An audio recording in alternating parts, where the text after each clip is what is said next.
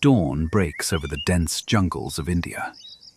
A taiga, the largest wildcat on the planet, pads silently through the bamboo thickets.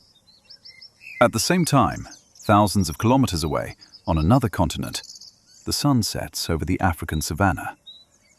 There, in the tall grass, a lion rises from the ground, the king around whom the entire order of his pride is built. Two of Earth's greatest predators. Two symbols of power that humanity has compared to one another for centuries. But here's the strange thing. In millions of years of evolution, they have never encountered each other in the wild. Not once. Did you know that humanity has been asking the question, which is stronger, a tiger or a lion, for nearly 2 millennia, dating back to the Roman arenas? In this episode, you'll learn why tigers and lions evolved to almost never cross paths geographically. We'll explore the true differences in their strength, speed, and hunting strategy, and explore what science says about the rare, documented cases of their encounters. We'll also tell you about the only place on Earth where these two predators actually came close, and what happened. Like and subscribe to the channel. Enjoy. Let's start with the most basic fact, which many don't realize. Tigers and lions belong to the same genus, Panthera, the genus of big cats. Along with them, this genus includes the leopard, jaguar, and snow leopard. This means they are genetically much closer to each other than it seems at first glance. So close, in fact, that tigers and lions can interbreed in captivity. The union of a lion and a tigress produces a liger, the largest cat on the planet. An adult male liger can weigh over 400 kilograms.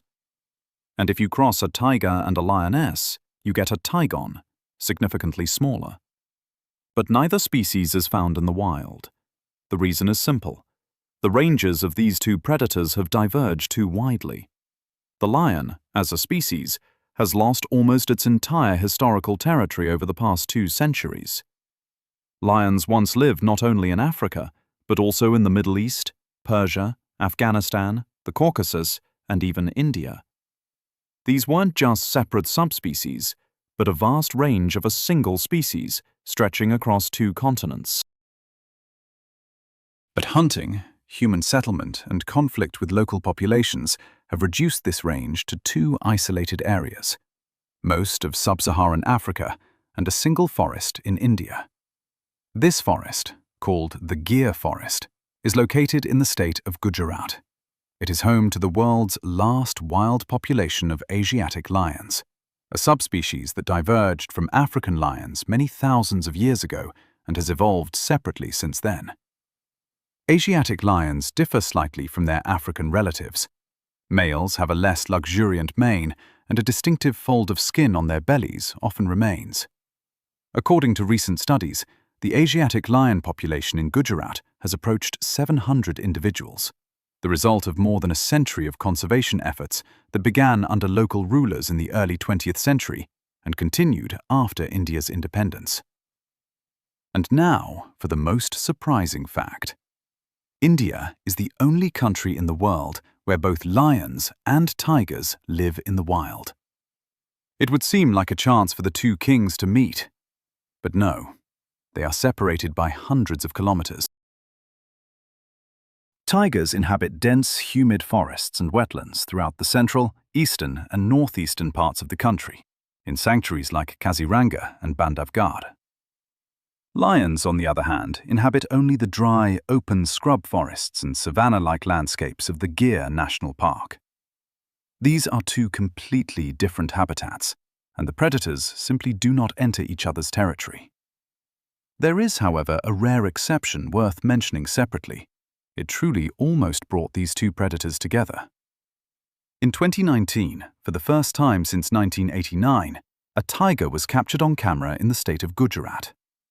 The tiger had wandered there from afar, covering a vast distance in search of new territory. Young males often migrate tens and even hundreds of kilometers in search of open hunting grounds.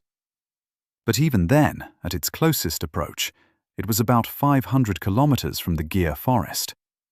This is a huge distance, even for an animal capable of covering tens of kilometers in a single night. The encounter never took place. Moreover, Gujarat forest authorities have since seriously discussed the idea of creating a dedicated safari park in Kevadia, where visitors could see lions and tigers side by side. However, precisely because this is impossible in the wild, the park is planned to be built as an artificially separated area rather than a shared enclosure. This further confirms what scientists have already realized.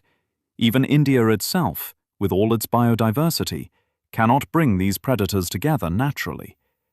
They are separated not only by geography, but also by millions of years of evolutionary history, during which tigers adapted to stealthy, solitary hunting in the dense forests of Asia, and lions to living in large family groups in the open spaces of Africa.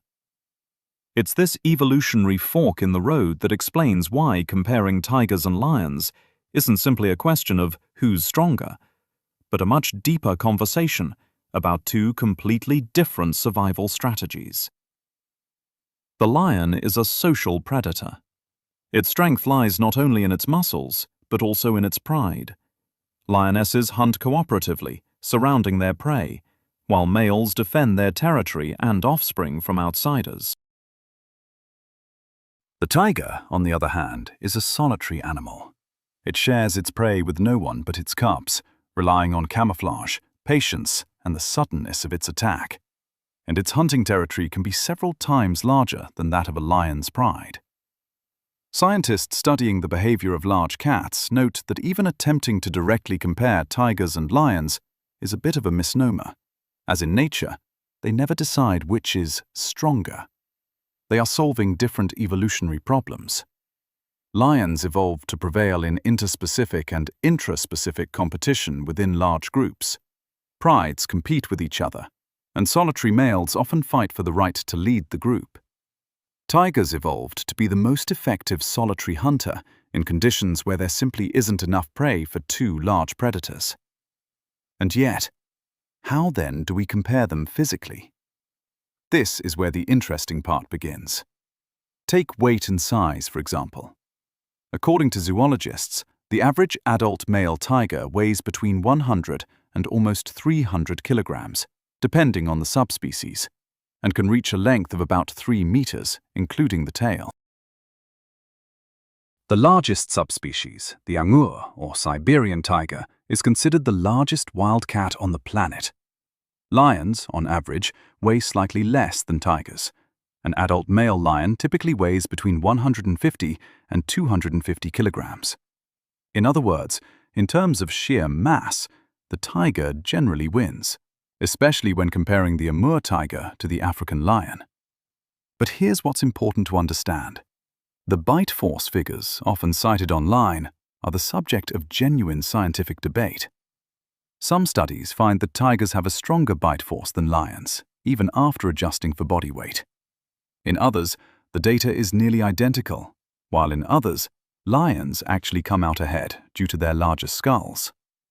The fact is that measuring the true bite force of a wild predator is extremely difficult.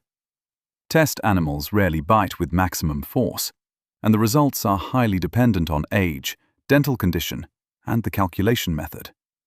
Therefore, no serious scientist would claim a precise figure as the absolute truth, only a range, and the caveat that the data varies. What can be said for certain is that both predators are capable of crushing large bones with their bites, and their fangs are designed to restrain and kill prey many times their size.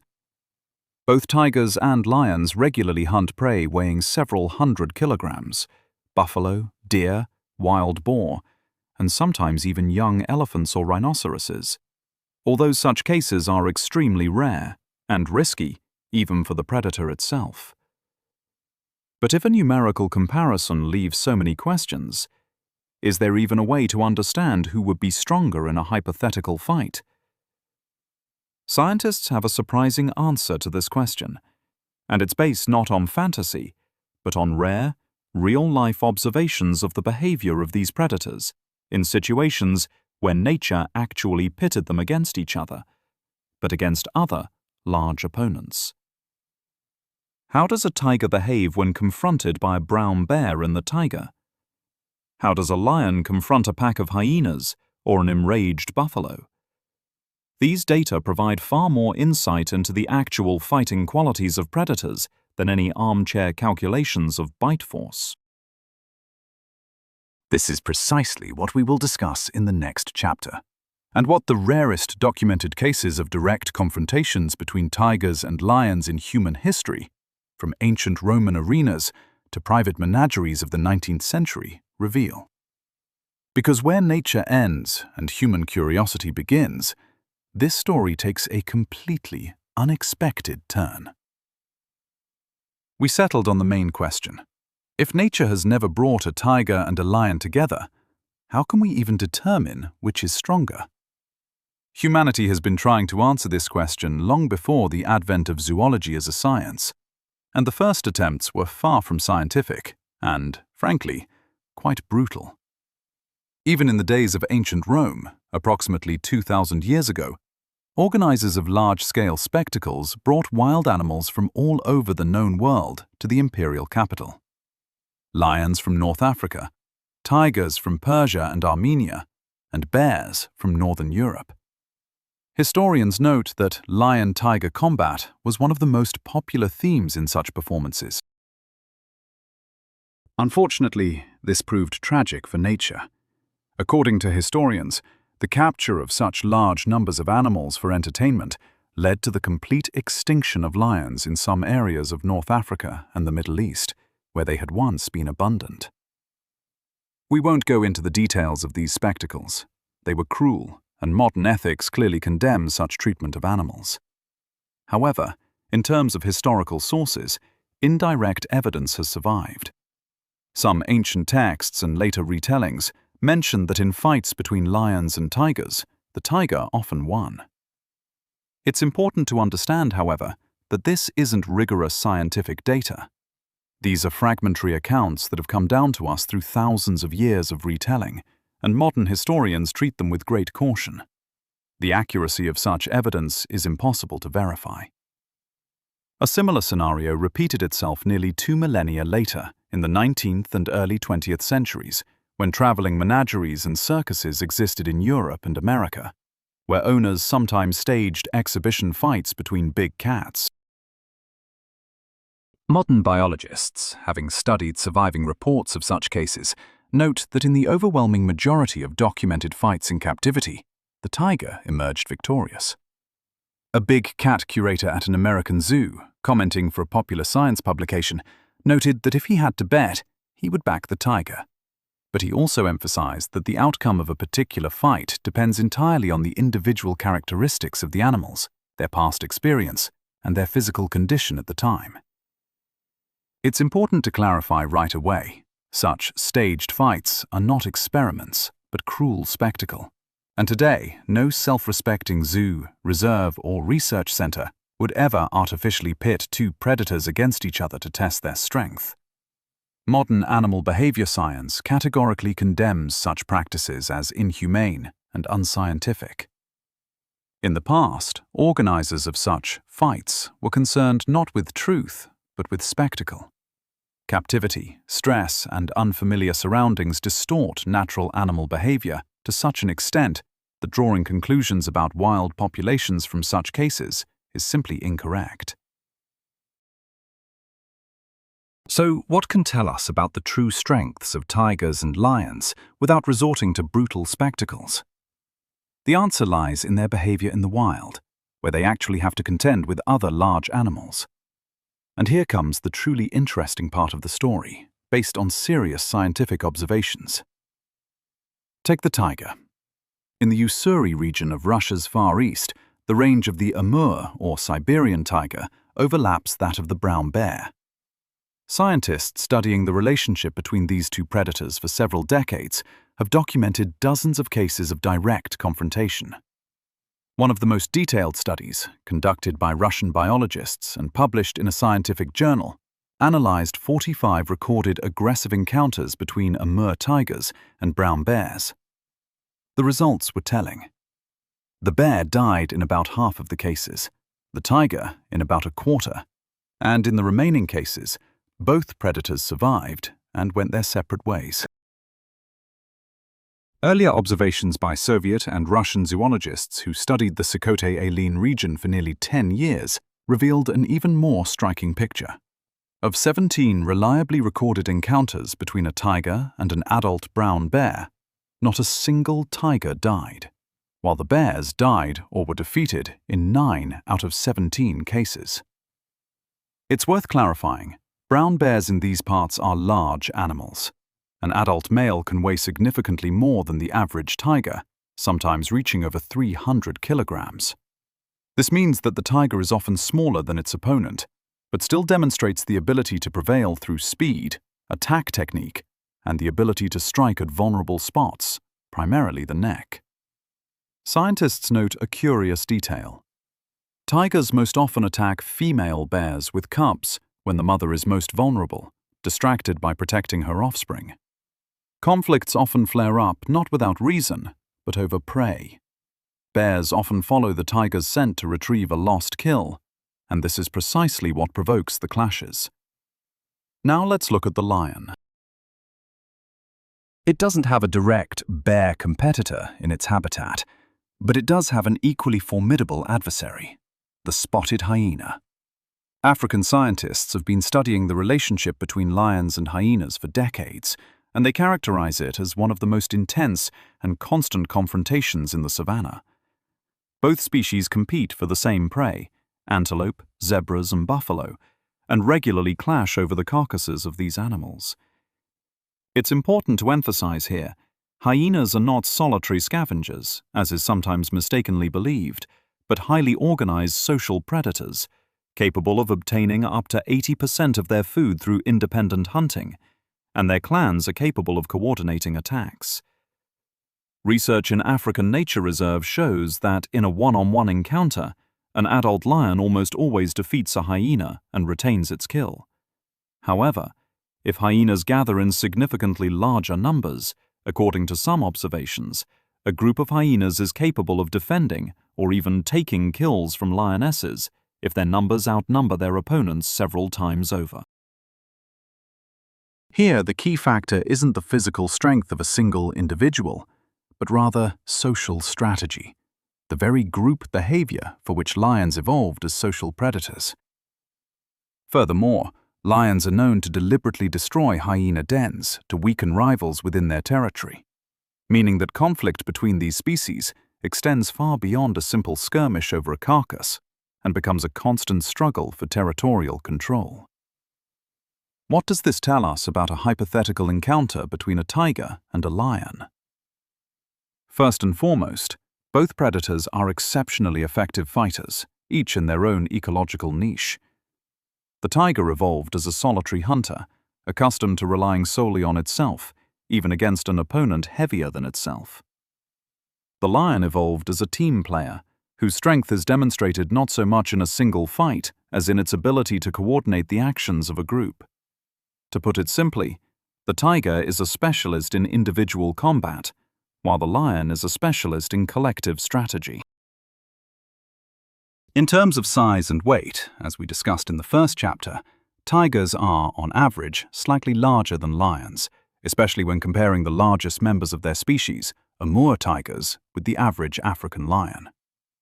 According to several studies, tigers also have a slightly higher bite force relative to their body size, although, to reiterate, the exact figures vary significantly between different scientific studies, and none can be considered definitive. However, lions have a physical advantage that tigers lack: a mane. The thick mane of an adult male protects his neck and head from bites and claw strikes during skirmishes, both with rival males within his own species and in rare encounters with other large predators. This is not a random detail of appearance, but the result of direct evolutionary selection. In lions that regularly fight for dominance in their pride, a mane reduces the risk of fatal neck injuries. And here we come to the main conclusion of this chapter, which is favored by most serious biologists studying large cats. The very question of who would win in a fight is an oversimplification that reduces the complex biology of two species to a sporting competition. The outcome of a hypothetical encounter would depend on dozens of variables: the age and physical fitness of the individuals, their previous combat experience, the surprise of the attack, the presence of support for one of them, for example, other pride members for a lion, and simply luck in the first seconds of the encounter. One bite, one well-aimed paw strike at an unfortunate moment for the opponent can decide the outcome of a fight between two predators of roughly equal strength, regardless of species. But since science doesn't provide a definitive answer to the question, who is stronger, perhaps it can help answer another question. How did this myth of the eternal rivalry between the two kings of nature arise? Why has it become so ingrained in human culture? And what do modern wildlife conservationists think about the very idea of comparing predators in a no-holds-barred fight? In the previous chapter, we discovered that neither history nor modern science can provide a definitive answer to the question of who would win in a fight between a tiger and a lion. But perhaps the most interesting thing about this story isn't the answer itself, but rather why humanity has been so obsessed with this question for 2 millennia. And here it's worth delving a little deeper into culture, into the psychology of perception, and into what modern scientists and conservationists think about the very idea of pitting predators against each other. Let's start with a cultural myth. Humanity has called the lion the king of beasts for thousands of years. This image appears in ancient Egyptian, Mesopotamian, Persian, and European traditions. The lion adorns coats of arms, flags, and royal thrones. This is partly due to the fact that the lion historically lived closest to the centers of ancient civilizations in the Middle East and the Mediterranean. The inhabitants of these regions regularly encountered lions, while tigers were rarely seen, except perhaps when brought from afar as exotic curiosities. This creates a curious paradox. The tiger, which, as we have established, physically surpasses the lion in almost every measurable parameter, weight, size, and likely bite force, did not receive the title of king simply because it lived too far from the peoples who invented the coats of arms and myths. Scholars studying the history of human perceptions of wild animals note that the lion's cultural majesty is not a biological fact, but the result of geographical coincidence and social history. For centuries, the lion was in plain sight. It was depicted by artists, written about by philosophers, and kept in the courts of rulers. The tiger, meanwhile, long remained a near mythical creature for Europeans, a beast of pictures and travelers' tales. This cultural bias largely explains why the tiger versus lion comparison still sounds like a dispute not just between two species, but between two symbols, a familiar king versus a mysterious Eastern rival. But if we leave culture aside and turn strictly to biology, modern science suggests a far more important idea than who is stronger. This idea goes like this. A predator's strength is not an absolute value, but the result of tens of thousands of years of adaptation to very specific habitats. The tiger became what we know because the dense forests and thickets of Asia required solitary, stealthy, and precise hunting. The lion became what we know because the open spaces of the African savannah made living and hunting in large family groups advantageous. Asking which of them is stronger outside the context of these conditions is like asking which is better, a shark or an eagle. Both are excellent predators, just in completely different environments. That's why modern biologists, zoologists, and big cat behaviorists generally avoid even asking the question, who will win? They're far more interested in other questions. How these species interact with prey and competitors in the real world, how habitat loss affects them, and what needs to be done to ensure both species, tigers and lions, will even survive on the planet in 100 years. And here, statistics are far less entertaining than hypothetical battles, but far more important. According to the latest estimates from international conservation organizations, there are only about 4,500 wild tigers worldwide today, the result of nearly a century of population decline due to habitat loss and poaching. However, thanks to the efforts of nature reserves, the population has, by some estimates, begun to rise cautiously for the first time in a long time. Meanwhile, 3 taiga subspecies, the Malayan, Indochinese, and Sumatran, are currently threatened with extinction. The lion picture is different, but equally alarming. According to various estimates, between 20,000 and approximately 40,000 individuals remain in the wild, a decline of over 40% from just 2 decades ago. Meanwhile, nearly 3/4 of the existing lion populations in Africa continue to decline. The Asian lion subspecies, the one that inhabits the planet's only gyr forest, survives solely thanks to over a century of conservation efforts, without which this subspecies would likely no longer exist. And so, here's a surprising twist. While millions of people around the world debate online who would win in a hypothetical fight between a tiger and a lion, in reality, these 2 great predators are not fighting each other at all, but rather a far more serious adversary: extinction. And in this struggle, unlike a hypothetical brawl, the stakes are extremely real. It's worth returning to where we began this story: dawn over the Indian jungle, and a tiger silently stepping through the bamboo thickets; sunset over the African savannah, and a lion rising to greet the evening to lead his pride's hunt. 2 of the planet's greatest predators, separated by continents, evolution, and culture, but united by one thing.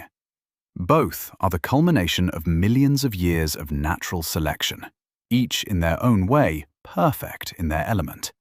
A tiger doesn't need to defeat a lion to be great, and a lion doesn't need to prove its superiority over a tiger to remain king of its world. They are simply different. And perhaps it is precisely in this difference, not in a hypothetical victory of one over the other, that the true greatness of nature lies. So the next time someone asks you who would win, a tiger or a lion, perhaps the most honest answer is this: the right question is not who is stronger, but how can we ensure that both of them remain on this planet for thousands of years to come? If you enjoyed this story, subscribe to the channel so you don't miss new episodes about our planet's most amazing predators. Give it a like if you were interested in learning why tigers and lions have never met in the wild. And be sure to let me know in the comments, who do you think would have come out on top in this legendary fight? Or perhaps you agree that the question itself is long overdue for a different answer.